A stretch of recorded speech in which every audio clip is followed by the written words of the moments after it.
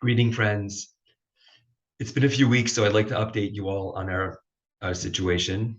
Our family is still under attack by the lawless and illegitimate DCF of Massachusetts, the Department Against Children and Families. Not only that, but these rogue communists have begun harassing our relatives in different states as well. It's incredibly infuriating that they recently descended on the home of one of our elderly relatives just as the Sabbath was beginning. When our relative refused to grant them entry to their home at such a holy time, these scoundrels continued to threaten and intimidate this relative with menacing policemen for well over an hour. And then, after they left, a different group of policemen returned a short while later and continued the public humiliation, harassment, and intimidation in that neighborhood. My dear elderly relative, who happened to be all alone at the time, was left traumatized and shaken to the core. A brazen desecration of our holy Sabbath and an unprecedented assault on our family and on that particular family member. Other relatives of ours have likewise been targeted, victimized, and harassed. This despotic police state behavior is simply unacceptable here in the United States. This is a modern day Inquisition. I and my family were ambushed by these villains for no other reason than my outspoken position against medical tyranny. So the medical tyrants themselves concocted a false narrative, a libelous claim that my children are being neglected. What neglect, you ask?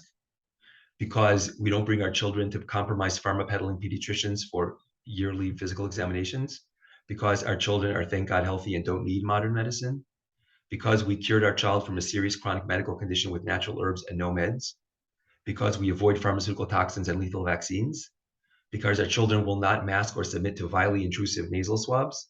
Because we do not follow their state-sponsored public health policies? Because we dare to challenge the clueless medical establishment and make our own educated decisions about the health and well-being of our own children? Yes, all of those reasons are exactly why they accuse us of neglect. My friends, the exact opposite is true. If you follow these pharma-backed zombies and submit your children to the perils of pharmaceutical dependency or the whims of trigger-happy surgeons, then you are neglectful. You are recklessly neglecting your child. You have violated your God-given duty to safeguard your child from harm. Thank God, my wife and I prioritize our children's well-being above all else, and will not sacrifice them on the altar of medical mainstream dogma.